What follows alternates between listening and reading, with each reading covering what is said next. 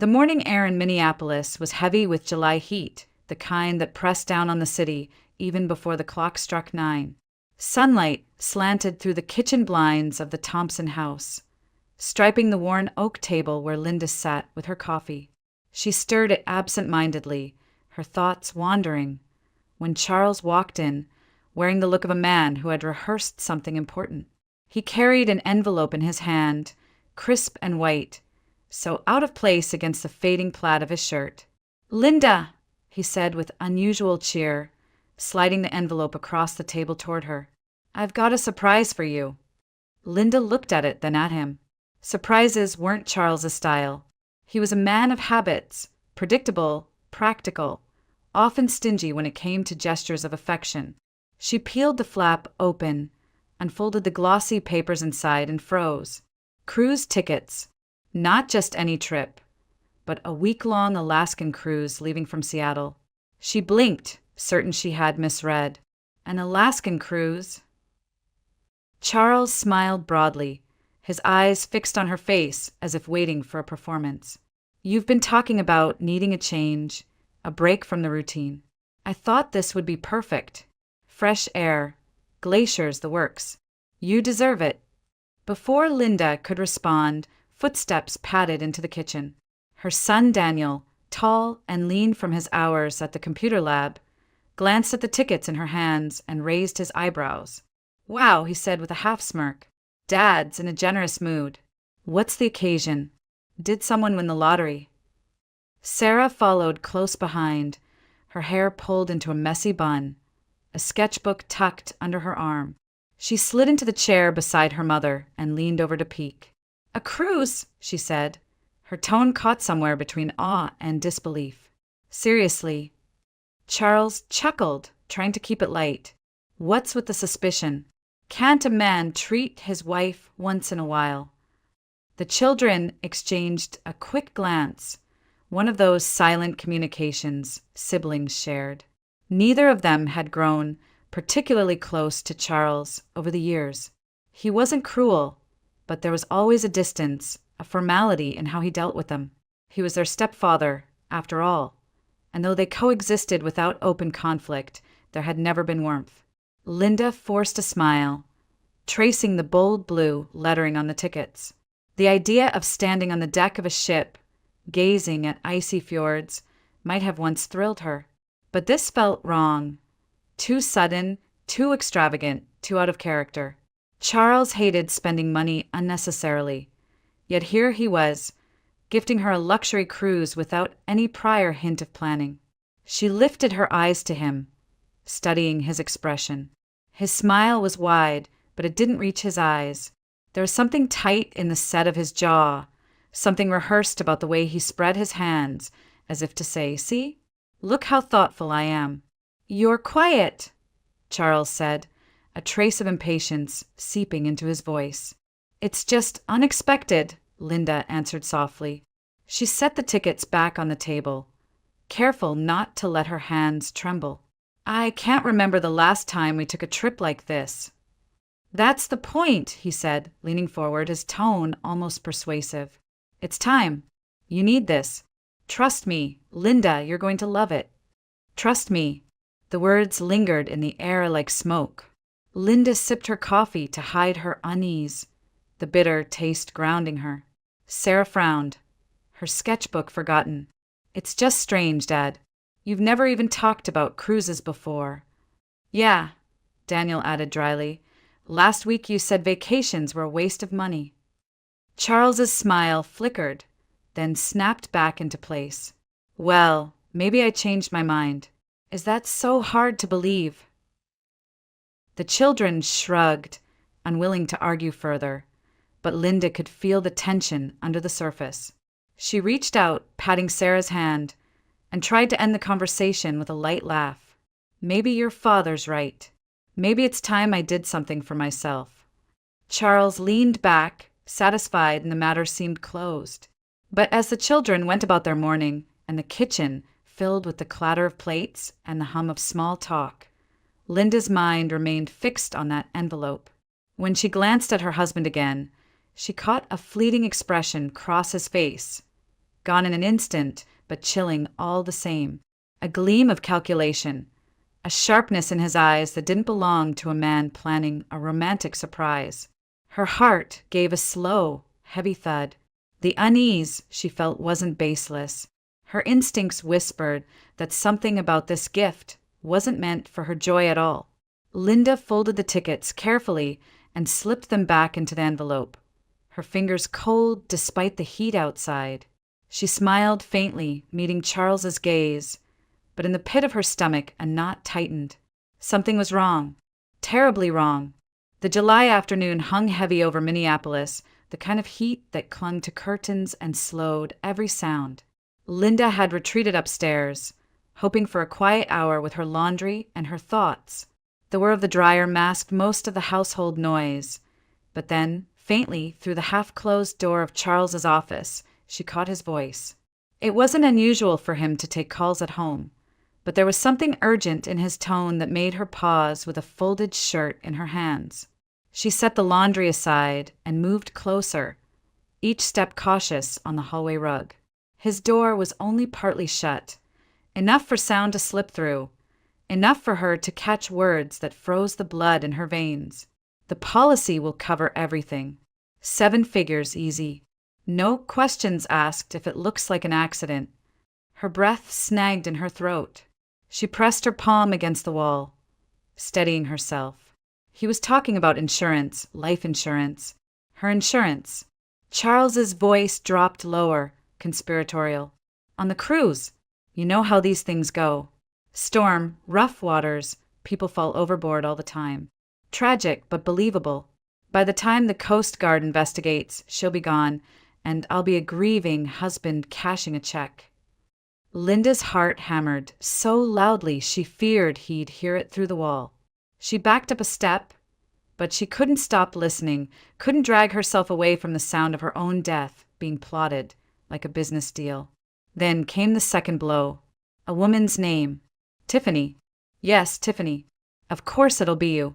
Once this is done, we can finally be together.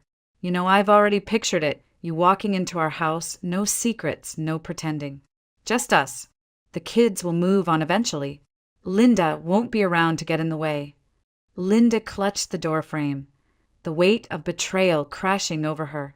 Tiffany, the young paralegal from his firm, the one with the too eager smile at holiday parties. She had noticed the glances before, brushed them off as harmless. Foolish. Her knees weakened, and for a moment she thought she might collapse right there in the hallway. But then Charles's laugh floated out, a low, satisfied chuckle that carried no love, only calculation. It jolted her back to herself, burning away the haze of disbelief. She could almost see it now. Charles standing on the deck of the ship, guiding her toward the railing with that same practiced smile, and then dark water swallowing her whole while he rehearsed his sorrow for the insurance adjuster. Linda staggered back into the laundry room, closing the door silently behind her. Her pulse raced, her hands trembled. But beneath the terror something new stirred, a sharp clarity, as if the floor had dropped out beneath her and revealed the truth at last. For years, she had accepted the quiet distance in their marriage, the absence of tenderness, the practical way Charles measured love in chores done and bills paid. She had told herself she could endure it, but this was no longer about endurance. This was survival. She sank onto the edge of the bed, pressing her fists against her knees until they stopped shaking. She could not let him see fear. Fear was exactly what he counted on. A gullible, trusting wife who would follow him onto that ship without a second thought. Not anymore. Tears welled, but did not fall. She drew a long, deliberate breath, forcing the air into her lungs until her chest steadied. If Charles thought she was weak, he would soon learn otherwise. Linda rose, straightened the folded laundry into neat stacks, and carried it downstairs as if nothing had happened. Charles's office door opened just as she passed the hallway. He stepped out, phone in hand, expression calm, even cheerful. "Everything okay?" she asked, her voice smooth, betraying nothing. He nodded, slipping the phone into his pocket. "Just work." Nothing you need to worry about. She offered him a smile, light and convincing. Good. I'm glad you're keeping things in order before we leave. His eyes searched hers for a moment, as if testing her, then softened into that same counterfeit warmth he had worn at the kitchen table. Don't you worry, Linda. This trip is going to change everything. He turned away, humming under his breath, oblivious to the shift that had already begun inside her. Linda stood in the hallway, the envelope with cruise tickets still on the counter, and thought of the icy waters of Alaska. For him, they were supposed to be her grave. But in that moment, as the late afternoon sun burned hot against the glass, she made her decision. She would not be his victim. The next morning dawned heavy and gray, the kind of Midwestern summer day that promised storms by evening. Linda woke with Charles beside her, his steady breathing the sound of a man at peace, oblivious to the storm already brewing in his wife's mind. She slipped out of bed, quietly dressed, and left the house with a folder of papers tucked into her purse.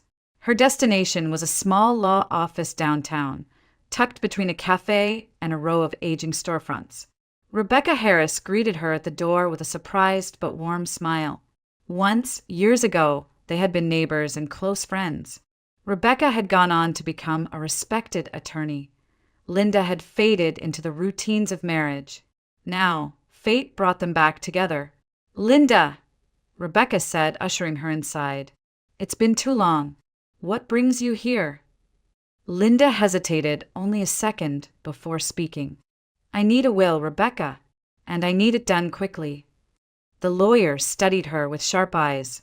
"A will? That's serious. What's going on?" Linda shook her head. "I can't explain everything right now, but I need to make sure Daniel and Sarah are protected. If anything happens to me, they must have everything that belongs to me. And there's money, savings Charles doesn't know about. It needs to be placed where only they can reach it." Rebecca's brow furrowed, but she didn't press. She pulled a legal pad across the desk. "All right, tell me exactly what you want, and I'll make it happen." For the next hour, Linda signed papers, detailed accounts, and set up instructions. A safe deposit box at the bank. Copies of documents sealed and notarized. The practical, methodical steps of a woman preparing for the worst, but also arming herself for the fight ahead. When it was done, Rebecca leaned back. "Linda, I don't know what you're mixed up in, but I can see you're scared. Whatever it is, be careful." Linda managed a small smile. "I will. Thank you, Rebecca. More than you know." That afternoon, she drove across town to a diner that smelled of coffee and fried eggs, where a man in his 50s waited in a corner booth. Michael Grant looked exactly as she remembered from her son's high school football games years ago. Broad-shouldered, a little grayer, but with eyes that missed nothing. Once a police investigator, now a private detective, he had the kind of quiet authority Linda knew she could trust. "You said it was urgent," he began once she slid into the booth. "It is." Linda lowered her voice. "Charles is planning something. He wants me gone, permanently, and he's not hiding it from his mistress." Michael didn't blink, didn't flinch. He simply nodded and reached into his jacket, pulling out a small notebook. "Tell me everything." She recounted what she had overheard. The insurance, the cruise, Tiffany's name whispered like a promise of a new life. With each word, Michael's jaw tightened. "Do you have proof?" he asked. "Not yet. That's why I need you." He tapped his pen against the table. "All right, I'll start shadowing him. Check his calls, his meetings, see who he talks to. If he's planning something on that cruise, we'll know before he does." For the first time in days, Linda felt the faintest stirrings of control. "Thank you, Michael. I can't go to the police yet. He'd deny everything, make me look paranoid. But if I can bring evidence, then you'll have him cornered," Michael finished for her. "Don't worry, Linda. I've seen men like Charles before. They always think they're smarter than everyone else. That arrogance will be his downfall." By the time Linda returned home, evening shadows had crept across the neighborhood. Charles was in the kitchen, his sleeves rolled up, pouring himself a drink. When he saw her, he smiled in a way that might have once been charming. "There you are," he said. "Out running errands?" Linda slipped her purse onto the counter and gave him the sweetest smile she could muster. "Just a few things. I can't stop thinking about that cruise, Charles. It really was thoughtful of you." He looked pleased, raising his glass in a mock toast. "I told you, Linda. You're going to love it. It'll be the trip of a lifetime." She kissed his cheek lightly, her mask flawless. Inside, though, her mind was steel. He thought she was the same trusting wife, grateful for his generosity. He had no idea she had drawn her battle lines, signed her will, armed herself with allies. Let him believe she was naive. Let him think the game was his. Because when the time came, he would discover that Linda Thompson was no victim at all. The smell of roasted chicken filled the Thompson kitchen, mingling with the faint notes of rosemary and garlic. Outside, the Minneapolis evening stretched long and golden, summer light pouring through the wide windows. Linda set the last dish on the table, her movements careful, deliberate. Dinner with Daniel and Sarah had become rare occasions since they both lived on their own. But tonight, she had asked them to come home. She told them it was simply for a family meal. The truth was heavier. Daniel arrived first, still in his button-down from work, his tie stuffed into his pocket. He kissed his mother on the cheek, murmuring, "Smells amazing, Mom." Sarah followed soon after, hair loose, a sketchbook slung under her arm as always. She wrapped Linda in a warm hug before setting her things down. When they all sat at the table, conversation began easily enough. Work projects, Sarah's new design clients, Daniel's long hours at the firm. Charles was absent, caught up in some late business meeting, and the absence gave the evening an unexpected comfort. For a moment, it almost felt like the old days, just Linda and her children, laughter sparking between bites. But Linda knew she hadn't gathered them for nostalgia. As the plates emptied and the light dimmed, her pulse quickened. The words she needed to say pressed against her chest, each one heavy with fear. She set down her fork and looked at them both, her expression suddenly serious. "Daniel, Sarah, I need to tell you something important." They glanced up, surprised by the tone. Sarah's brow furrowed. Daniel leaned back, uneasy. "If anything ever happens to me," Linda began slowly, choosing each word with care, "you need to know that everything I own, everything that is mine will come to you. The documents are already in place. The will is signed. There's a safe deposit box at the bank, and you'll find copies of everything you'll need." Daniel blinked, confused. "Mom, what are you talking about? Why would you even say that?" Sarah's hand stilled on her napkin. "You sound like you're preparing for," she swallowed, her voice soft, "for something terrible." Linda reached across the table, covering Sarah's hand with her own. "I'm healthy. I'm fine. But life is unpredictable. I don't want you caught unprepared if anything should happen." Daniel's jaw tightened. "This isn't like you. You're scaring us. What's going on?" Her throat ached with the truth she longed to tell, but she couldn't risk it. If they knew about Charles's plans, they might act rashly, confront him, or worse, put themselves in danger. She forced a calm she didn't feel, keeping her voice even. "I just need peace of mind," she said gently. "There's money, too. Savings Charles doesn't know about. Enough to give you both stability, at least for a while. The account information is in the box. You'll find it if you ever need it." Sarah's eyes brimmed with worry.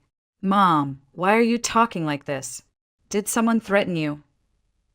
Linda squeezed her hand and shook her head, smiling faintly though her heart was breaking. "No threats, just foresight. That's all." Daniel leaned forward, his voice firmer now. "If something's wrong, we deserve to know." For a long moment, Linda looked at her children, the people she loved most in the world. She wanted to tell them everything, that Charles was plotting her death, that Tiffany waited in the wings, that the cruise was nothing more than a staged grave. But she saw the fear already in their eyes, and she couldn't bear to deepen it. "Please," she whispered instead, "trust me. Just remember what I've told you, and know that I love you both more than anything." Silence fell across the table. Outside, the sky had darkened, the cicadas starting their nightly chorus. Sarah reached up and brushed away a tear, while Daniel rubbed the back of his neck, clearly unsettled. "Okay," Sarah said finally, her voice trembling. "We'll trust you, but promise us you'll be careful." Linda nodded, though inside, her fear gnawed sharper than ever. "I promise." They resumed their meal, but the warmth of earlier had faded. Conversation limped forward, forced, each of them weighed down by unspoken questions. Linda smiled where she could, laughed when appropriate, but deep inside, her dread coiled tighter. As the evening drew to a close and her children hugged her goodbye, Linda held them longer than usual, breathing in the comfort of their presence. She told herself she would see them again, that she would survive what was coming. But when the door shut and silence filled the house once more, she sank into a chair, her hands trembling. She had given them the tools to carry on without her. That knowledge was both a comfort and a torment. The fear was deeper now, sharper. Yet beneath it all, resolve glimmered. She would not leave them behind. The air in Seattle carried the sharp tang of salt water and diesel, thick with the noise of departure. At Pier 91, the cruise terminal bustled with activity, families shepherding children through security, retirees dragging wheeled suitcases, couples posing for photos beneath the towering shadow of the ship. The vessel itself loomed like a floating city, white decks stacked one atop the other, gleaming railings catching the late morning sun. To most, it promised escape and adventure. To Linda, it looked like the stage of a play whose script she already knew too well. Her suitcase rattled behind her as she moved with the crowd, each step steady though her stomach twisted with dread. The ticket folder in her hand felt heavier than it should have. Around her, laughter and chatter filled the air, but none of it touched her. She adjusted her sunglasses and inhaled deeply. Fear still gnawed at her ribs, but beside it, growing stronger each day, was resolve. If Charles wanted this cruise to mark her end, she would make it his undoing. Inside the terminal, lines wound around velvet ropes. Linda waited patiently, rehearsing her mask. She smiled politely at a family in front of her, nodded at a retired couple behind.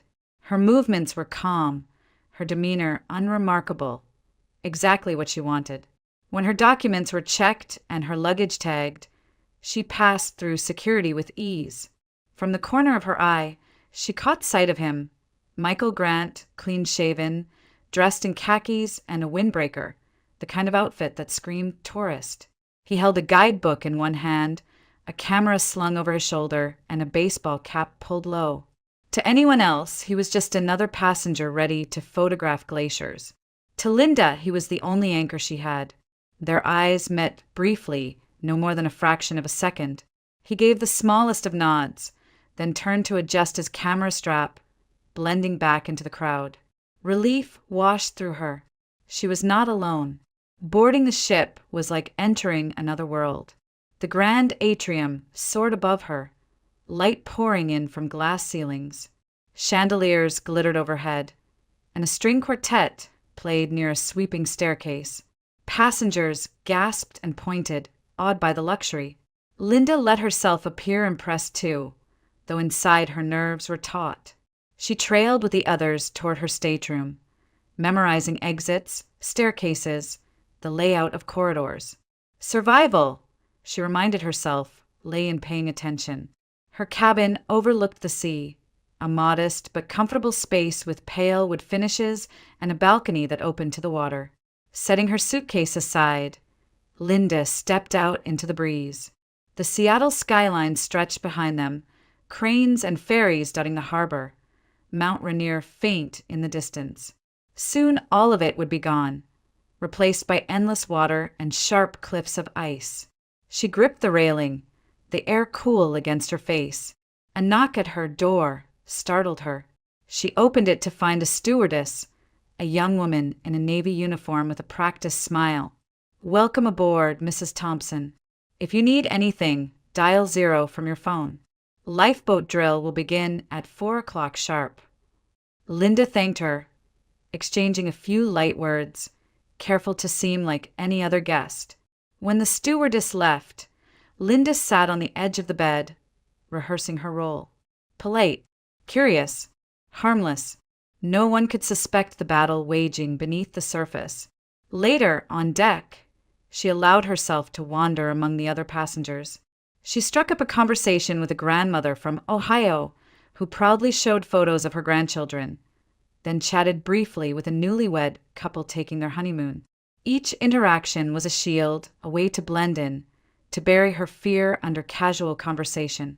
She laughed when appropriate, asked questions, let them see only a woman eager for the sights of Alaska.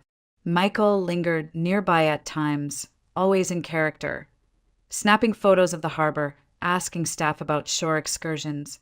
They never spoke directly, not yet. It was safer this way. Still, his presence calmed her. He was watching, listening, ready. As the afternoon waned, the ship's horn bellowed long and deep. The deck vibrated beneath her feet as the vessel pulled away from the pier, cutting slowly into Elliott Bay. Passengers lined the rails, waving to the city shrinking behind them, shouting goodbyes to family on the shore. Linda raised her hand, too, mimicking their joy, though no one waited for her on the dock. Her children were hundreds of miles away, and Charles, her husband, her would-be executioner, was still back in Minneapolis, waiting for the news that she had tragically disappeared. She pressed her fingers against the railing, the vibration of the ship humming through her bones. The knot of dread in her stomach remained, but it no longer paralyzed her. She had boarded this ship knowing the danger. Now she would walk its decks with open eyes. Linda turned from the water and let the sea, wind lift her hair. Around her, passengers chatted about excursions, whale-watching tours, glacier hikes. She smiled and joined in, hiding her terror in plain sight. The cruise had begun, so had her fight. By the third evening at sea, the ship had settled into its rhythm. The hallways hummed with the shuffle of passengers moving between dinner and shows. The air on deck carried a sharper chill now, a promise of the Alaskan wilderness that awaited them. Linda walked slowly along the upper promenade, her scarf wrapped tight around her neck, feigning the relaxed gaze of a tourist. Inside, her nerves coiled tighter with every passing hour. Michael kept his distance, always in character. At one moment, he was a tourist asking crew members about whale sightings. At another, a hobbyist fiddling with his camera tripod. They had yet to speak directly, but Linda knew he was close. That knowledge alone kept her steady. It was near midnight when it happened. Most passengers had retired to their cabins, leaving the upper deck hushed except for the thrum of engines and the crash of waves against steel. Linda leaned against the railing, her breath visible in the cold air, when a hesitant voice broke the silence. "Mrs. Thompson?" She turned. A young crewman stood a few feet away, his uniform jacket too large for his thin frame, his eyes shifting nervously toward the shadows. He couldn't have been older than 22. His name tag read Ethan. "Yes," she asked cautiously. He stepped closer, lowering his voice. "I need to speak with you. Privately." Her pulse quickened. Every instinct told her to be wary, but there was something desperate in his expression. She nodded, and together they moved toward a quiet corner of the deck, hidden from the glow of the lounge windows. Ethan's hands shook as he spoke. "I shouldn't be saying this, but I can't keep quiet anymore. Your husband, he contacted me before the cruise, offered me money." Linda's throat tightened. "Money? For what?" He looked around once more before blurting it out. "To make it look like an accident. To make sure you went overboard." The world seemed to tilt, even though she had already known, already overheard. Hearing it spoken aloud by someone else made the danger all too real. Her fingers gripped the railing behind her. "And you agreed," she whispered. Ethan's face twisted with shame. "At first, yes. I needed the money. But I can't do it. I won't. I wanted you to know, so you can protect yourself.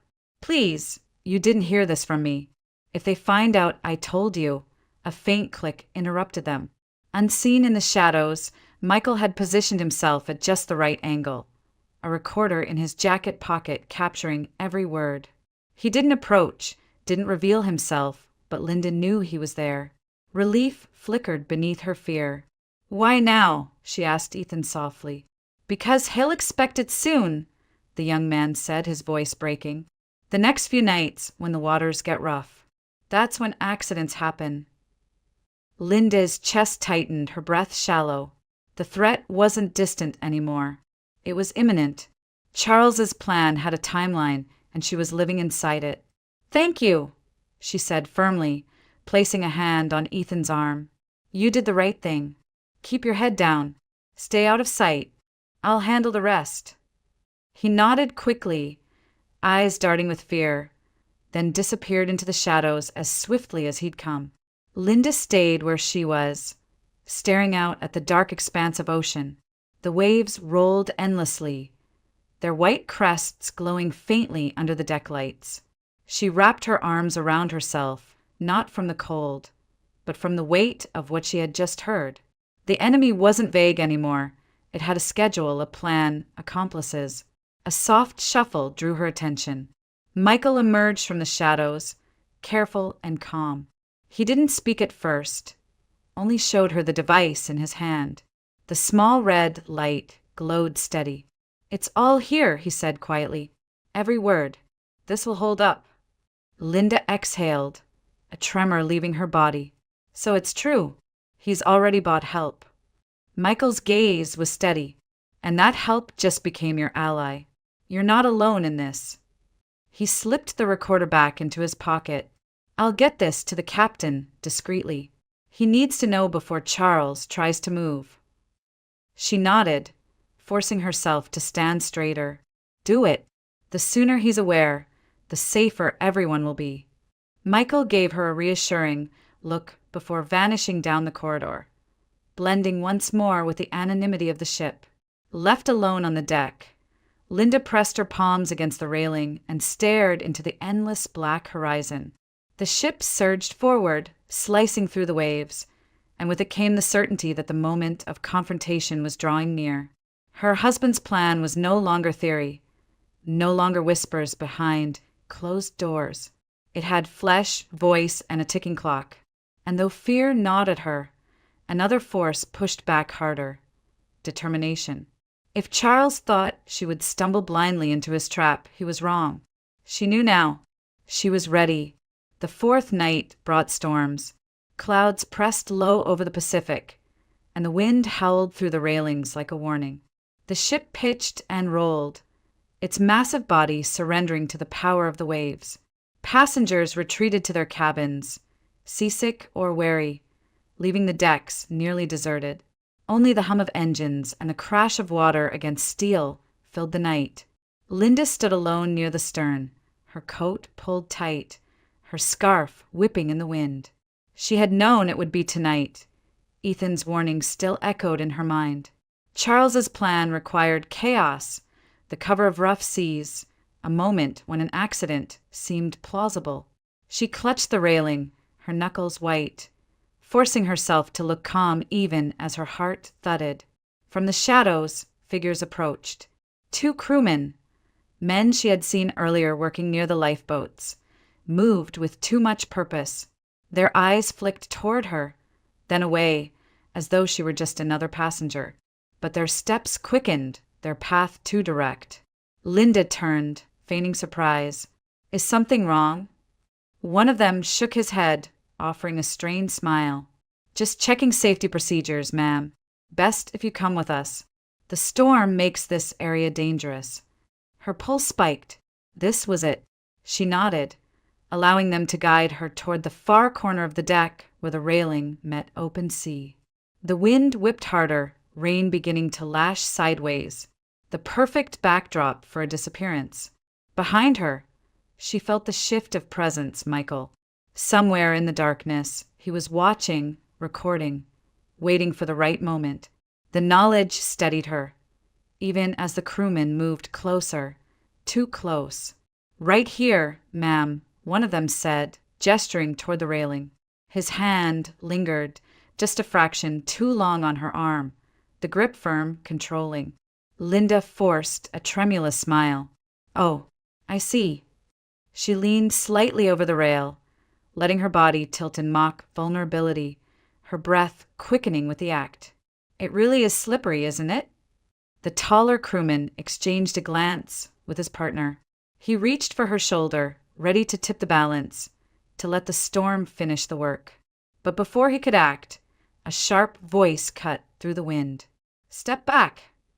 The ship's captain, flanked by 2 security officers, emerged from the shadows, his flashlight beam slicing across the deck.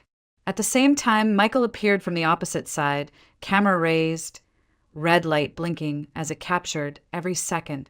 The crewmen froze, panic flashing in their eyes. Linda straightened, her mask of fragility falling away. She stepped back from the rail, her voice steady now. "These men were about to throw me overboard." The captain's jaw hardened. "Is that true?" he demanded, his voice a whip crack. The shorter crewman stammered. "No, sir, it's a misunderstanding. Save it," Michael cut in, his camera steady. "We have the whole thing on tape. Every word, every move. And I have your conversation with Charles Thompson recorded as well." The taller man cursed under his breath and tried to run, but the security officer seized him, wrenching his arms behind his back. The second was subdued moments later. The struggle was brief, pathetic against the strength of trained men and the authority of the captain. Linda watched it all with a strange detachment, her body trembling only after it was over. She had walked into the trap, but on her own terms. The men who thought they could erase her had been exposed under the ship's floodlights, their crime captured beyond denial. The captain turned to her, his expression grim but respectful. "Mrs. Thompson, you're safe now. We'll detain them until we reach port. The Coast Guard will be waiting." Linda nodded, her voice catching. Thank you for believing me." Michael lowered his camera and gave her the smallest nod, silent reassurance. The detained crewmen were dragged below deck, their protests lost to the roar of the storm.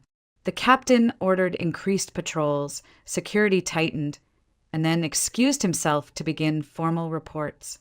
Soon, official documents would match the recordings, building a case no one could ignore. Left alone with Michael for a moment, Linda gripped the railing again, this time for balance as the weight of what had nearly happened pressed down on her. "You played it perfectly," Michael said quietly. "If you hadn't gone along, we wouldn't have caught them in the act." Linda managed a faint smile, though her eyes glistened. "I didn't feel perfect. I felt like I was seconds away from the water." "But you weren't," he replied firmly. "You're here, and now we have everything we need." The ship rolled again, sending spray high into the air. Linda closed her eyes, letting the wind sting her face, letting herself feel alive in a way she hadn't in years. She had stared her death in the eye and stepped back from the edge. Charles's plan had failed, and soon the world would know it. Back in Minneapolis, Charles Thompson poured himself a drink in the dim light of his study. The storm that had raged at sea was nothing compared to the one quietly gathering against him on land. Yet he had no idea. To him, the failed accident on the cruise was only a setback. Linda was still out there, and he still believed she would eventually stumble, that the seas or chance would do what his hired men hadn't. He leaned back in his leather chair, sipping bourbon, rehearsing the story he would tell once she was gone, a tale of heartbreak, of tragic loss.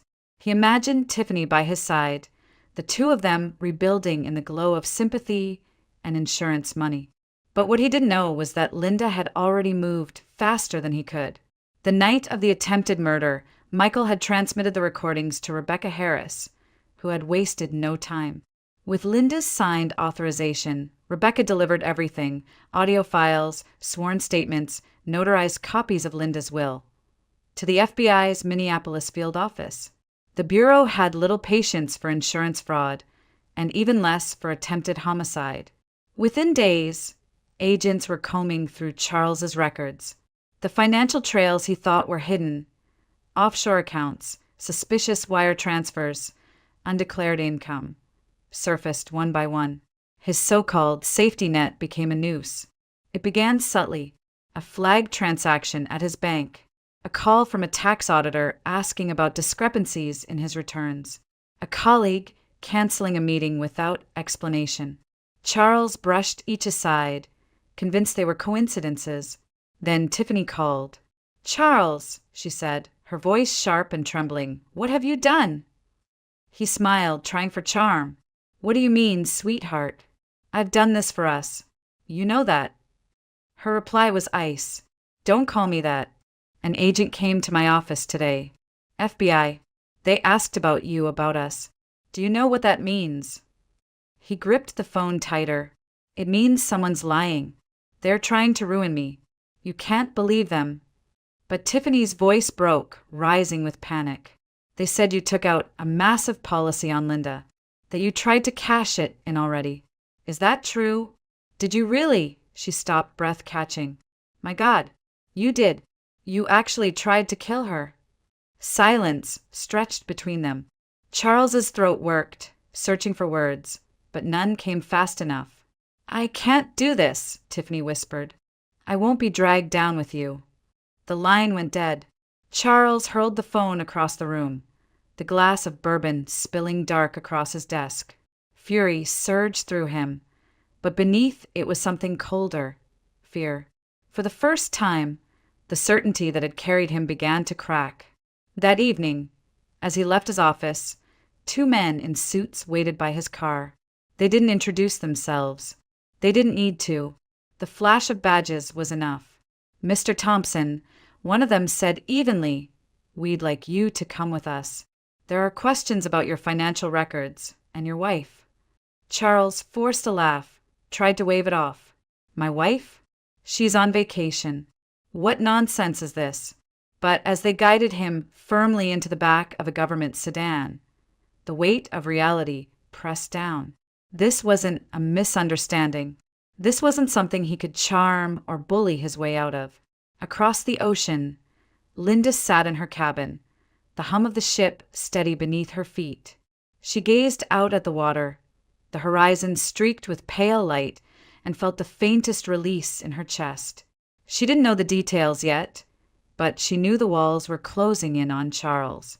The evidence was already beyond his reach. His money, his mistress, his freedom, all unraveling at once. The very tools he had used to build his life of control were now the proof of his downfall. And Tiffany, she was gone. Another dream slipping through his fingers, leaving only ruin behind. Linda touched the glass of the balcony door, her reflection steady now, stronger. The fight wasn't over, but the tide had turned. Charles Thompson was collapsing. And this time, it wasn't her life hanging by a thread. It was his. The August air in Minneapolis was cooler than when Linda had left, but stepping off the plane still felt like walking into another world. A week earlier, she had been a woman marked for death. Now, she carried in her bag the weight of survival. Recordings, signed statements, bank documents, evidence strong enough to crush Charles Thompson. Her cab wound through familiar streets, past the tree-lined avenues of their neighborhood. The house rose before her, tall and neat, its windows glowing with evening light. Once she had called it home. Tonight it was a battlefield. She pushed open the front door, her suitcase rolling behind her. Charles was waiting in the living room, a glass in his hand, his face pale and tight. He looked older, somehow diminished, though he tried to muster authority with a forced smile. "You're back," he said, voice rough. "I was beginning to worry." Linda set her bag down with deliberate calm. "Were you?" His eyes flickered, catching the edge in her tone. "We've had misunderstandings. We can talk this through. Whatever you think happened on that ship, she cut him off. From her purse, she drew a slim folder and placed it on the coffee table between them. The sound was sharp, final. It's not what I think, Charles. It's what I know. He stared at it, unblinking. Inside, she continued evenly, is the recording of your hired men trying to push me overboard. Their confessions, testimonies from the crew, and the financial records Rebecca sent to the FBI. Fraud, tax evasion, insurance manipulation. It's all there. His hand trembled slightly as he set down his glass. Linda, please. I made mistakes. Terrible mistakes. But we don't have to destroy each other. I'll give you everything. Half the business, the house, the accounts. Just don't do this. She met his gaze, her voice like steel. Half? You were ready to take all of it. My life, my children's security, my dignity. And now you're bargaining for mercy. He stepped closer, desperation bleeding through his expression. I loved you once. I still do in my own way. Let's just, and this quietly. Divorce, fine. I'll sign whatever you want. Just don't drag the law into it. Linda rose, facing him fully now. For years, she had shrunk under his shadow, accepted the absence of tenderness, the careful control. But not tonight. Tonight she stood tall, unyielding. You don't get to decide anymore, she said. You plotted to kill me. You lied to everyone. You betrayed this family. There's no quiet ending for you, Charles. There's only the truth and the law. For the first time, he faltered. His shoulders sagged, the fight draining from him as the reality settled in.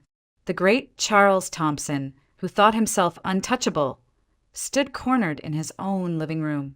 I'm begging you, he whispered. Don't do this. Linda took a step forward, her eyes unwavering. I already did. As if on cue, headlights swept across the window. A knock came at the door, firm, authoritative. Charles froze. Linda turned toward the sound, her pulse steady, her decision already made. 2 agents stepped inside moments later, badges flashing, their presence filling the room with inevitability. One of them addressed her directly. Mrs. Thompson, thank you for your cooperation. We'll take it from here. Charles's face drained of color. You called them. Linda's voice was calm, almost serene. I gave them everything, and now you'll answer for what you've done. The agents guided him toward the door, his protests weak, his once commanding voice breaking into fragments. Linda stood still, watching as he was led away, her hands steady at her sides. The house was silent once more when the door shut. She exhaled slowly, the weight of years lifting from her chest. The living room around her looked the same as it always had. Same furniture, same photographs, but it no longer belonged to him. It was hers now, not as a place of fear, but as the ground where she reclaimed herself. Linda crossed to the window, watching the car pull away into the night. The man who had tried to end her life was gone, not to return. For the first time in years, the house felt safe. She touched the folder on the coffee table, the documents still inside. They were no longer her shield. They were her victory. The days that followed were unlike any Linda Thompson had known in years. The silence of the house was no longer oppressive. It was liberating. Gone were the footsteps that once carried hidden malice, the voice that had woven control into everyday life. For the first time in decades, Linda moved freely through her home, unafraid of what lingered behind closed doors. She began with small steps, a morning walk through the neighborhood, her sneakers crunching against the gravel as the early sun painted the streets in soft gold. A stop at her favorite cafe downtown, where she ordered coffee and a croissant without glancing at the time, without worrying about Charles's scrutiny. The ordinary had become extraordinary, a celebration of her own existence. Within weeks, she returned to her old profession. The world of translation, documents, novels, contracts, welcomed her back as if she had never left. Sitting at her desk with a fresh manuscript, Linda found herself absorbed, not only in words, but in the freedom they represented. Each sentence she translated was a reminder that her life was now hers alone, unchained and unmonitored. Daniel and Sarah visited often, more attentive than ever. One Sunday afternoon, they sat around her kitchen table, the same table where fear had once silenced her. This time, the air carried only laughter and the comfort of belonging. "I can't believe how strong you were," Sarah said, eyes shining with admiration. "You faced him and you won." Linda reached across, brushing a strand of hair from her daughter's cheek. "I didn't feel strong. I felt terrified, but I knew I had to survive for both of you." Daniel's voice was firm, proud. "You did more than survive, Mom. You fought back. You showed us what resilience looks like." Tears pricked Linda's eyes, but they were not the tears of fear she once shed in secret. These were tears of release, of pride, of love. For years, she had worried that her children saw her as weak, trapped in a marriage that drained her spirit. Now, she realized they saw her as she truly was, a mother who had endured and risen. Evenings were peaceful again. Linda found joy in quiet rituals, watering her garden, cooking meals seasoned with her own preferences, listening to music that filled the rooms with warmth instead of tension. She no longer flinched at the sound of the door, no longer felt compelled to measure her words. The house breathed with her, alive and safe. On a clear morning not long after, she stood at her kitchen window, coffee in hand.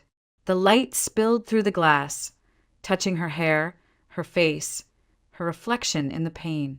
Outside, the world stretched wide and open. Children rode bikes along the sidewalk, neighbors waved as they tended lawns, and the sun cast promise across the horizon. Linda closed her eyes, letting the warmth seep into her. This was not the life Charles had planned for her. It was the one she had reclaimed, piece by piece, with courage and with truth. Behind her, a framed photo of Daniel and Sarah sat on the counter. They had been her anchor, her reason to fight, and now they were her reward. She smiled, her heart full. The past was scarred, yes, but it no longer held her captive. Ahead lay a future of her own design, one built not on fear but on freedom. Linda opened her eyes to the sunlight, lifted her coffee, and breathed deeply.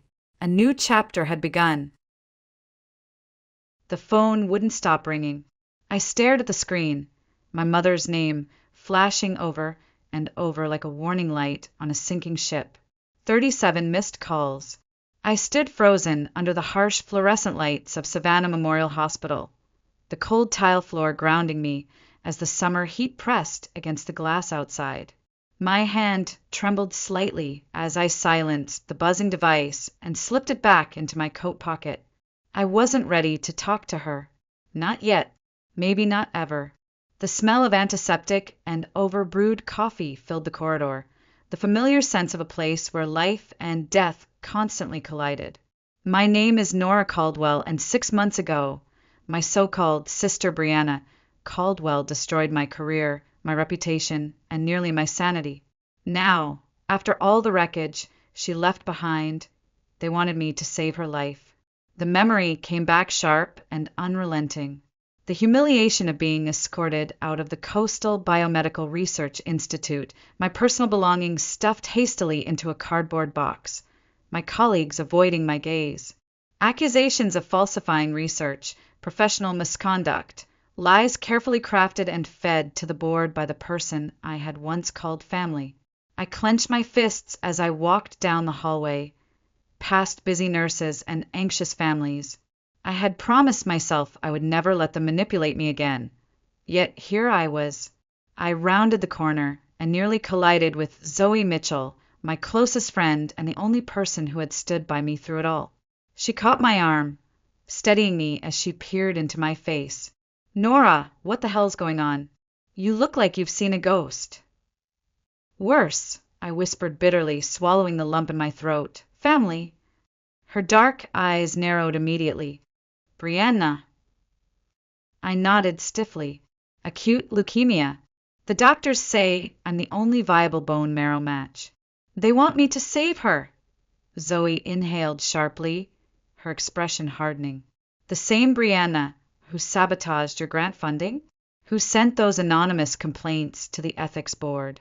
Who manipulated Kayla Foster into testifying against you? The very same, my voice cracked as I leaned back against the cold wall, the weight of the situation pressing down like a vice around my chest. I barely noticed when my phone buzzed again. Another call. My mother, Eleanor Caldwell. I glanced at the message preview. I'm on my way to your office. We need to talk. Please, Nora. I let the phone drop back into my pocket. Speak of the devil, I showed Zoe the screen. Want me to stay? She asked gently. I shook my head, exhaling slowly as I straightened my blazer, the old habit of putting myself back together for yet another unwanted confrontation. No, this is something I have to handle alone. I pushed off from the wall and walked away, my footsteps echoing sharply down the sterile hallway. The war wasn't over, not yet. The knock came 20 minutes later, sharp and insistent against my office door at the Institute. I didn't even have to look up. I knew that knock. I kept my eyes on the thick file of research proposals spread across my desk as the door swung open without my permission. Nora, we don't have time for your attitude. My mother snapped as she stormed inside. Eleanor Caldwell, the master of control and perfect appearances, now looked older than I remembered. The soft blonde curls she meticulously maintained streaked with gray, her expensive pearl earrings slightly askew. In her hands, she clutched a worn manila folder like it was a holy relic. She slammed it onto my desk and spread the papers out with shaking fingers.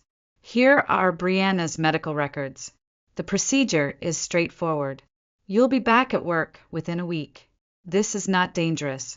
You have to do it. I picked up one of the papers, pretending to read while my pulse hammered. Her audacity, even now after everything, she acted like I owed them something. Hello to you too, Mom, I said flatly. Her mouth tightened. Don't be difficult. This is your sister's life we're talking about. The words cut deeper than she knew. I set the paper down slowly, then stood, walking calmly over to the filing cabinet behind my desk. Funny how that works. My voice remained cold, clinical, detached. When it was my career and my life on the line, no one seemed particularly concerned. That again. She waved her manicured hand dismissively, her diamond bracelet catching the light. You're still obsessed with those ridiculous accusations? Brianna would never. I have proof. The words came out sharper than intended, but I didn't care. I pulled open the drawer and retrieved a thick file labeled DNA evidence. My mother's face paled. Her voice wavered for the first time as she stared at the bold black letters on the folder. What is that? Insurance, I said softly, against exactly this kind of conversation. Did you honestly think, after what happened, that I wouldn't investigate? That I wouldn't demand answers? You're being ridiculous, she said, but her hands trembled as she tried to gather up the scattered medical reports. I stepped forward and calmly placed the folder on top of them. Your precious daughter isn't my biological sister, Mom. You might want to reconsider how you define family. Her eyes widened, locking on mine, searching for any hint of bluff. There was none. You're lying. I opened the folder and slid the printed results toward her, pointing to the highlighted section. Paternal DNA markers. 0% probability of shared paternity. Brianna isn't Charles Caldwell's child, and we both know my father. Dad would never have suspected. My mother staggered back a step as if I had physically struck her. I felt nothing. No guilt. No regret. Just cold, clean relief. I suggest you think very carefully about what secrets you're willing to have exposed. I continued, my voice low and deliberate. I will give you my answer in 3 days. Until then, I recommend you stop trying to manipulate me. The tension snapped as my mother yanked her designer handbag off my chair and stormed out without another word, her heels clicking frantically down the polished hallway. like a queen retreating from a battlefield she never thought she'd have to fight. I waited until the door clicked shut behind her before sinking back into my chair. My hand hovered over the file as the weight of what I held settled into my chest. I flipped to the last page. There, in stark black ink, lay the undeniable truth that would tear my family apart. Brianna Caldwell wasn't just the woman who betrayed me. She wasn't my sister at all. The next morning, I sat at my dining room table staring at the spread of ancestry results and genetic lineage charts scattered between two half-empty coffee mugs. Zoe hovered behind me, arms crossed, scanning the documents over my shoulder. "Your dad was Swedish-American, right?" she asked quietly. "Through and through." I traced my fingers over the long string of Nordic surnames, then down the sharp, undeniable line of Hispanic markers on Brianna's paternal side. There's no way Charles Caldwell was her biological father. Zoe leaned in, tapping a specific highlighted section. "Look here. According to the Ancestry timeline, your mom worked at Savannah Memorial Hospital the year these markers trace back to. There was only one male attending physician of Mexican descent at that time." I froze. The name stared back at me like a punch to the chest. Dr. Miguel Alvarez, Chief of Surgery, Savannah Memorial Hospital. "Zoe," I whispered, my throat dry. "Already did." She smiled grimly. "I found him. Still here in Savannah. Still Chief of Surgery. Never married. No known children." I leaned back in my chair, stunned. My phone buzzed violently across the table, interrupting the silence. I glanced down. Unknown number. I answered reluctantly. "Nora, it's Marcus." My heart clenched. The last person I expected to hear from. "Marcus?" "Yeah. We need to talk. It's about Brianna. It's important." An hour later, I sat across from Marcus Reed at River Street Cafe, the quiet clink of ceramic cups the only sound between us. He looked good. Success had clearly followed him since we split. Sharp tailored suit, polished watch, confident posture. My stomach twisted painfully. "I should have told you this years ago," he said finally, setting his coffee down and meeting my eyes.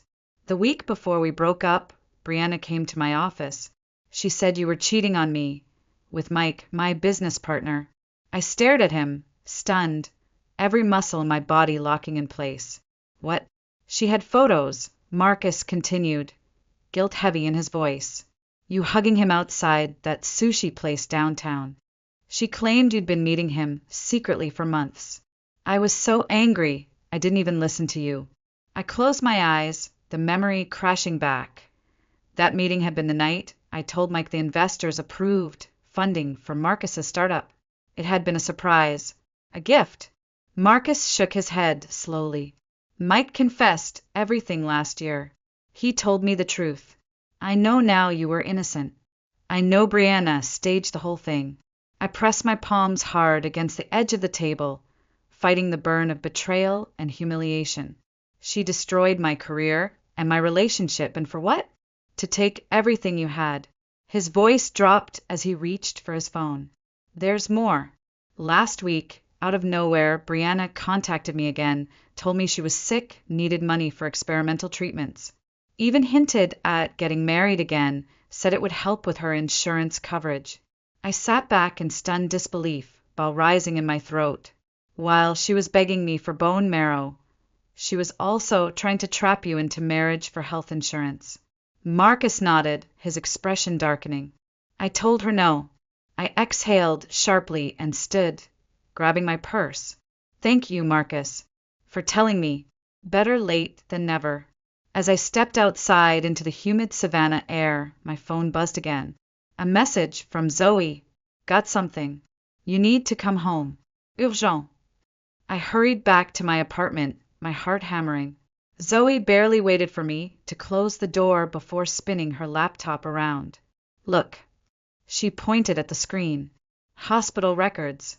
1991. Dr. Miguel Alvarez worked directly with Eleanor Caldwell for 6 months during her nursing rotation." I stared at the grainy scanned records, realization slamming into me like a freight train. He's her father, Zoe nodded solemnly. I called the hospital, he's still working. And Nora, he deserves to know. My phone buzzed again. Unknown number. I answered hesitantly. Nora, this is Dr. Miguel Alvarez. I believe we may need to speak. I stood outside Brianna's hospital room, my hand resting lightly against the cold metal frame. The soft beeping of monitors, the faint scent of antiseptic, and the distant murmur of nurses formed the unsettling soundtrack of this moment. Zoe touched my arm gently. You don't have to do this, she whispered. Yes, Ido. I smoothed my blazer out of reflex, the same habit I had perfected before every major research presentation, every grant meeting, every critical moment where I had to steel myself against judgment. I pushed the door open slowly. The room was dimly lit, the blinds drawn tight against the bright Georgia sun. Brianna sat propped up in bed, her skin pale and drawn, but her hair perfectly styled, her silk robe matching the trim of her designer pajamas. Even now, even facing death, she maintained her curated image. Without looking up, she spoke in that familiar, clipped voice. Well, look who finally decided to show up. Come to play the hero. I stayed near the door, arms crossed tightly against my chest. I came to give you my answer in person. At that, Brianna finally glanced up from her phone, her practiced smile faltering when she saw my expression. The answer is no. The phone slipped from her hand onto the white blanket. For a heartbeat, she just stared at me, eyes wide. You can't be serious. Dead serious! I moved a step closer, my voice low and controlled. Consider it karma. Her laugh was hollow brittle. Karma? For what? You're still bitter over that little misunderstanding with your job. I could feel the heat rising in my face despite myself. You destroyed my reputation. You sent Kayla Foster to lie under oath. You contacted the board anonymously and fed them false documents. 5 years of research gone. My career gone. All because you couldn't stand that I might succeed at something you couldn't control. She rolled her eyes and waved a delicate hand dismissively. Oh, please. You're always so dramatic, Nora. That research was going nowhere, and you know it. I did you a favor. My hands clenched into fists at my sides. Don't you dare rewrite what happened. A nurse peeked into the room, her brows furrowed. Everything all right in here? Brianna's tone instantly softened, sugary sweet. Just fine. My sister was just leaving. I waited until the nurse withdrew, then stepped closer to Brianna's bed, my voice sharp as steel. Not quite yet. I want to hear you say it. Admit what you did. Tell me why. Brianna's gaze shifted away. The false confidence drained from her posture. Her shoulders sagged ever so slightly. You really want to know, she whispered bitterly, because you deserved it. You were always so perfect, so smart, so dedicated. Poor little Nora, working day and night while I had to keep up appearances. I had to outshine you. I had to make sure I came first, no matter what it took. The words stung, even though I had suspected them for years. I stared at her coldly. By sabotaging me? Her lips twisted into a sad, tired smirk. By understanding how the world really works. Talent, integrity, none of that matters. What matters is who you know, who you can manipulate. I learned that from Mom. I reached into my coat pocket and pulled out my phone. I tapped twice and held the glowing screen toward her. Want to hear something interesting? I am dying, Nora. I don't have time for your games. Make time. I turned the screen fully toward her. See these genetic markers? I pointed to the highlighted section of the DNA report. They show paternity probability. Brianna stared hard at the display. The color slowly drained from her face as realization dawned. What is this? Proof, I said calmly. You and I don't share a father. You're not Charles Caldwell's daughter. Guess Mom's been keeping bigger secrets than just our feud. You're lying. I slipped the phone back into my pocket. Am I? Ask her yourself. Watch how she reacts. But do it soon, Brianna. You're running out of time. Her voice cracked as desperation crept in. Just do it for Mom. Be useful for once. I leaned in close, locking eyes with her. You sound just like her. My tone hardened, final and cold. But here's the thing. I'm done being useful. Done being the family doormat. You want my bone marrow? Earn it. Her voice dropped to barely a whisper. How? I straightened up slowly. Confess. The fake emails. The false reports. The lies about me and Marcus. Write it all down. Sign it. Notarize it. Maybe then we'll talk. Tears welled at the corners of her exhausted, fever-bright eyes. You'd let me die over this? I stared at her, feeling the weight of years of cruelty, betrayal, and manipulation settle firmly behind my words. No, Brianne. I'd let you die because you've never once faced consequences for your actions. I turned for the door, my hand steady now, my resolve clear. You have 3 days. Think about my offer. Zoe waited in the hallway exactly where I had left her. As I stepped into the sterile brightness, she raised an eyebrow. How'd it go? About as expected. I pressed the elevator button, the door sliding open with a soft ding. She'll tell Mom about the DNA test within the hour, and then... I smiled coldly as we stepped inside. Then the real fun begins. The sunlight over Savannah was sharp and blinding as I walked up the stone steps of St. Patrick's Cathedral. Its red brick walls and tall stained glass windows had watched over decades of carefully crafted lies, and now they were about to bear witness to the unmasking. I found Father Daniel O'Connor in the garden, tending to his roses like he had every Tuesday morning for the past 30 years. His tall frame bent over a thorny bush, pruning shears glinting in the early light. Nora! He looked up, surprise flickering across his weathered face, quickly replaced by concern. Is that really you? I offered a thin, strained smile. Hello, Father, still fighting those aphids? He chuckled softly, wiping his hands on the front of his gardening apron. Some battles never end. What brings you back after all these years? I hesitated, glancing around the empty garden, then back at him. I need to ask you something about my mother and a man named Dr. Miguel Alvarez. The pruning shears fell from his hand, clattering loudly against the stone path. His expression drained of all warmth.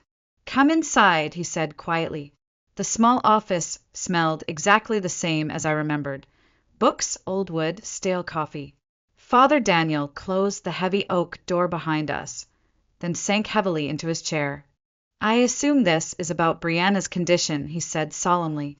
Your mother called me yesterday quite distraught. I stared at him, searching his face for any sign of deception. Did she tell you what I discovered? He hesitated for just a fraction too long. That Brianna isn't my father's daughter? I pressed. That she's Dr. Alvarez's child? His eyes dropped to his folded hands. That was answer enough. I took a deep breath, my heart hammering. You knew. The seal of confession! Don't!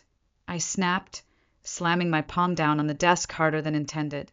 I don't care about church rules right now. You watched my father die, thinking both his daughters were his. You watched my mother systematically destroy me to protect Brianna. You knew all of it. He sagged back, defeated. I counseled your mother to tell the truth, many times, but she refused. I pulled out my phone and opened the voice recorder app, placing it gently on the desk between us. When did she first confess this to you? His eyes closed as if bracing for impact. It was September 1990, right after she found out she was pregnant. She came to me terrified that Charles would discover the affair. I did the math quickly. 3 months before she told my father she was expecting. Did she consider alternatives? Father Daniel nodded slowly. She considered everything. I convinced her to keep the baby. My phone buzzed violently in my pocket. I glanced down. A message from Zoe. Dr. Alvarez just landed in Savannah. He's asking a lot of questions. How much should I tell him? I stood abruptly. One more question, Father. Did my mother ever express remorse? Not for the affair, for how she treated me afterward, for using me as a scapegoat my whole life. He couldn't meet my eyes. Silence hung heavy in the room. That was all the answer I needed. I picked up my phone, thumb hovering over Zoe's message. My decision had already been made. Tell him everything, every single detail. Zoe replied instantly. Got it. Be careful. Your mom's been calling him nonstop since he landed. Even better. I slipped my phone back into my pocket as I walked briskly toward the cathedral door. The truth was no longer something I feared. It was my weapon now, and I intended to use it. The rain had begun to fall in thin sheets as I stood at my apartment window, watching Savannah's cobblestone streets glisten under the streetlights. My phone buzzed again. Another message from Zoe. Dr. Alvarez checked into the Marriott downtown. Your mom just showed up there too. It's happening. I turned away from the window, the weight of everything building behind my ribs, my mother spiraling to hold onto what little control she had left.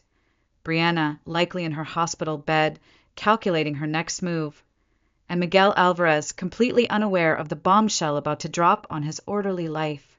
The knock at my door was soft, cautious. I opened it to find Zoe holding her laptop. Her expression was serious. I found something else. I gestured her inside and sat as she opened a new document. What now?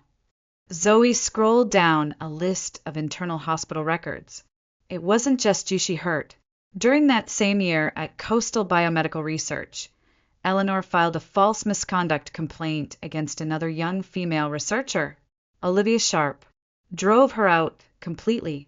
It was covered up, but look. The old HR file flashed on the screen. Terminated under ethical violations that never held up. Olivia Sharp had never worked in research again. I closed my eyes, sickened. She did it before. I was just next. I stood abruptly, pacing to the window again. She never cared about protecting Brianna. She cared about protecting herself, her image. Zoe nodded grimly. There's a pattern. That's what makes this worse. I inhaled slowly, grounding myself. Then it's time to end this. I grabbed the file folder containing both Brianna's signed preliminary confession and the DNA report. They want something from me. I'll give them my terms. The hospital conference room smelled faintly of bleach and desperation. I waited at the long wooden table, watching the clock tick mercilessly forward. The door opened sharply. My mother walked in first. Every step calculated and perfectly measured despite the storm brewing inside her. Her pearl earrings were back in place, her game face restored. Behind her, Brianna was wheeled in by a nurse. She looked worse, pale, hollow-eyed, thin. The designer robe had been replaced by a standard hospital gown. She gave me a bitter smile, the last remnants of false superiority barely flickering. I stood slowly, meeting them both with even calm. Let's talk terms. Eleanor dropped heavily into the chair across from me. You can't possibly be serious. Oh, I'm very serious. I slid the papers onto the table. You get my bone marrow under 3 conditions. Their eyes flicked nervously to the documents as I laid them out one by one. First, full public confession from both of you. My mother acknowledges the affair with Dr. Alvarez, the deception of Charles Caldwell, and the false accusations that destroyed my career. Second, Brianna confesses fully to every action she took to sabotage my life. The falsified complaints, the fake photographs, the fabricated relationship lies, all notarized and delivered to every institution and publication that blacklisted me. Brianna opened her mouth to object, but I raised my hand, cutting her off. Third, Dr. Alvarez is to have unrestricted access to Brianna if he chooses to pursue a relationship as her biological father. No contacte blogs, no manipulação, no interferência. My mother's perfectly controlled mask cracked just slightly. "You're blackmailing us." I leaned forward, meeting her gaze coldly. "I learn from the best." The door opened again and Zoe stepped inside, silently taking a seat along the wall as my witness. The room fell deathly quiet. The only sound was the rain tapping steadily against the window and the soft beeping of Brianna's heart monitor as she stared down at the papers with shaking hands. "You have until tomorrow at noon," I said finally. "No signatures, no donation." I stood and gathered my things, my voice sharp and calm. "You taught me everything I know about power plays. Now it's my turn." The hospital conference room felt colder the next morning. It was early, barely 7 a.m. The sky outside still a bruised violet as the sun struggled to rise over the savannah skyline. I sat at the same seat, the same stack of papers in front of me, hands folded calmly as I waited. The door swung open sharply. My mother entered first, tightly clutching her designer purse like a life raft. Her posture was rigid, chin lifted as though she could hold the weight of everything crashing down with sheer force of will. The nurse wheeled Brianna in next. She looked worse than yesterday. Fragile, sunken cheeks, deep dark circles under her eyes. Yet even now, even at rock bottom, I caught the faint flicker of defiance in her expression as she avoided my gaze. The last to enter was Dr. Miguel Alvarez. His presence was undeniable. Tall, poised, immaculate in a tailored charcoal suit, but with hard lines of pain and betrayal carved deep into his features. When his dark eyes landed on my mother, they burned with fury barely contained. "Let's begin," I said, sliding a set of printed DNA results across the table. "Everyone in this room has questions. Today we get answers." Miguel spoke first, his voice tight with barely controlled emotion. "Stephanie, how could you keep my daughter from me for 32 years?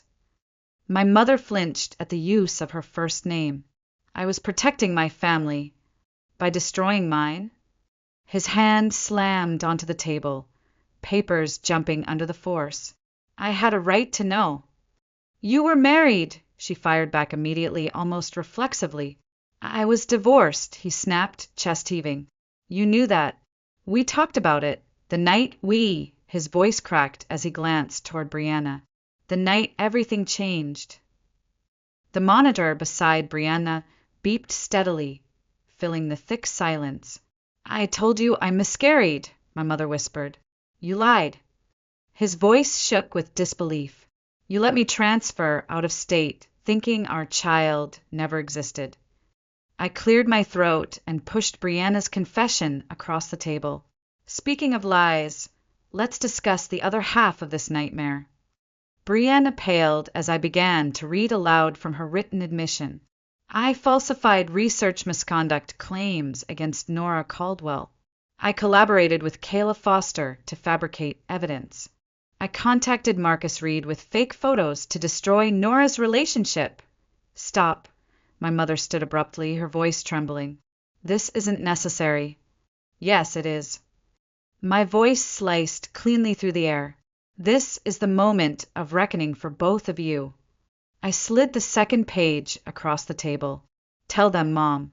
Tell everyone how you groomed Brianna since childhood to believe I was her enemy, to believe she had to destroy me to win your approval." My mother's lips parted soundlessly, then closed again. Her hands trembled violently as she sank back into her chair, eyes glassy and defeated. Dr. Alvarez lifted the letter, reading silently, his expression darkening line by line. His knuckles whitened against the paper. "You used our daughter as a weapon," he said at last. "You turned her against her own sister." "They're not sisters," my mother snapped impulsively, the words exploding from her like venom. She clapped a hand over her mouth a second too late. The room froze. Even the steady beep of the heart monitor seemed to hesitate. I inhaled slowly, turning my gaze toward Brianna. "No, we're not." My voice softened. "And now we all know why." Brianna's face crumpled, tears streaming silently down her hollow cheeks. "I never knew about any of this about him, about you. I only knew what Mom told me, but you knew what you were doing when you destroyed my career, I said evenly, unflinching. You knew what you were doing when you tried to steal Marcus. Brianna nodded miserably, shoulders shaking as she wiped her face with trembling fingers. Because she said you'd always try to overshadow me, that you'd use your success to prove I was worthless. Enough! Dr. Alvarez's voice cracked like a whip, sharp and unforgiving. Stephanie, you're going to face legal consequences for paternity fraud. As for you, he turned to me, are you really willing to let her die to prove a point? I pulled out one final document from my folder, sliding it across to him. No, I'm willing to donate under very specific conditions. My mother lunged instinctively toward the document, but I held it back with a flick of my wrist. First, full public confessions from both of you, submitted to every academic journal and news outlet that tarnished my name. Second, an official statement to every medical licensing board, clearing my record completely. Third, full access for Dr. Alvarez if he wishes to have a relationship with Brianna. You're blackmailing us, my mother whispered in disbelief. I met her eyes, voice low and unwavering. I'm using the only language you ever taught me. The heart monitor beside Brianna spiked suddenly as she gasped and clutched her side. A nurse rushed in immediately. Her blood pressures dropping, the nurse barked. We have to move her now. As they prepared to wheel Brianna out, she grabbed my hand weakly. Her skin was ice cold against mine. I'll sign anything, just please help me. I stared at her for a long, silent moment, past the manipulation, past the betrayal, to the frail woman underneath who had finally cracked. You'll tell the truth about everything? Yes, she whispered desperately. I'm so tired of lies. Then, I said softly as they pulled her away, I'll help you. Dr. Alvarez stepped close to me as the door swung closed. His expression softened just slightly. You're a stronger person than I could ever be. I shook my head, exhausted. No, I'm exactly what they made me. Zoe approached with the final paperwork in hand. Everything's ready for both the donation and the confessions. I gathered my coat and bag. Good, let's finish this. The sterile white walls of the hospital room glowed softly under the afternoon light, filtering through half-drawn blinds. I sat motionless in the visitor's chair by the window, staring blankly at the Savannah skyline. Rain streaked across the glass like silent tears. The procedure had gone as planned. The marrow donation left me sore, exhausted, but strangely satisfied. My phone buzzed against the armrest. I picked it up slowly, already knowing who it was. Have you seen the headlines? Zoe's voice crackled with barely contained excitement. I leaned my head back against the cool wall and closed my eyes. I have. Prominent researcher cleared of misconduct. The first article had proclaimed that morning. Family fraud scandal rocks Savannah medical community, followed by distinguished surgeon discovers long-lost daughter. Every journal that had blacklisted me was falling over itself to retract their statements, apologize publicly, and offer back the opportunities they had so easily stolen. It's amazing what the truth can do, I murmured, rubbing absent-mindedly at the bandaged spot on my hip. Brianna's responding well to treatment, Zoe added more softly. Her latest tests came back good. I opened my eyes and stared out at the rain. I know. Are you going to visit her? Before I could answer, the doorbell rang unexpectedly. I rose wearily and opened it to find my mother standing there, looking smaller than I had ever seen her. Gone was the icy mask, the perfect posture. She looked human. Can I come in? She asked quietly. I stepped aside, but kept my distance as she walked in and sat heavily on the edge of my couch, clutching her handbag like a shield. Brianna's asking for you, she said softly. I'm sure she is. Nora, please. My mother looked up at me, her eyes hollow, her voice shaking. I know I don't deserve your forgiveness. I probably never will. But I am sorry. For everything. I said nothing. Slowly, she reached into her purse and pulled out a worn leather photo album. I found these while packing up the house. Before I sell it, I frowned. You're selling the house? She nodded, brushing an invisible wrinkle from her skirt. Dr. Alvarez's lawyers suggested it, to pay for Brianna's ongoing treatment and reparations to you. I opened the album slowly, my breath catching unexpectedly at the images. Me at elementary school science fairs, clutching trophies. Birthday parties where we both smiled before everything fractured. Family holidays frozen in snapshots of a life that now felt like fiction. I destroyed something precious, my mother whispered, her voice breaking. Something that could have been beautiful. My phone buzzed again. A text from Dr. Alvarez. Brianna's latest tests look good. She's asking about you again. I closed the album slowly, rain still tapping softly against the window. The war was over, but the scars would remain.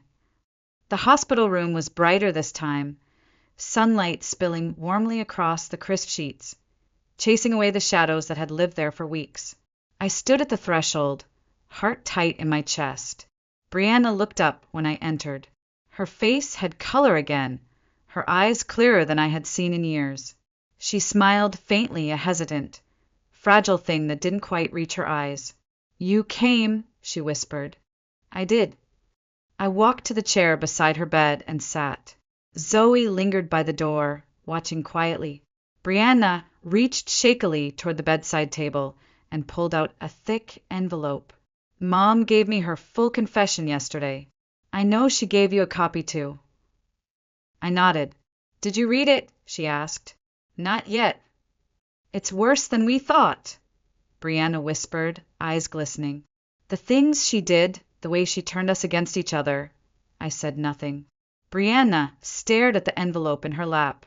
I know sorry isn't enough, but I am sorry. I don't know if we'll ever be what we were supposed to be, but I want to try and fix what I broke. I raised an eyebrow, waiting. She opened a second folder, sliding signed legal documents toward me. I've already contacted every institution that blacklisted you. I told them everything, and I'm signing over my entire trust fund to your research. It's yours now. I stared down at the folder, fingers brushing over the papers, stunned into silence. Please, she whispered, let me do this one good thing before it's too late. My phone buzzed. A new message from Dr. Alvarez. Having dinner with both my daughters would mean everything to me. Please say yes. I stared out the window at the quiet Savannah streets below. The rain had stopped, a brilliant rainbow arched high above the river like nature itself was offering some strange, unexpected promise. We can't go back, I said finally, closing the folder. We can't be the sisters we should have been. Brianna nodded, her voice small. I know, but maybe we can be something new, something honest. I stood and smiled, faintly for the first time in a long time. Dinner, I said simply. We'll start there. As I walked toward the door, Zoe touched my arm gently. You okay? I paused and glanced back at Brianna, the photo album tucked under my arm, the signed confessions a weight I was finally ready to carry. No. I answered honestly, but I will be.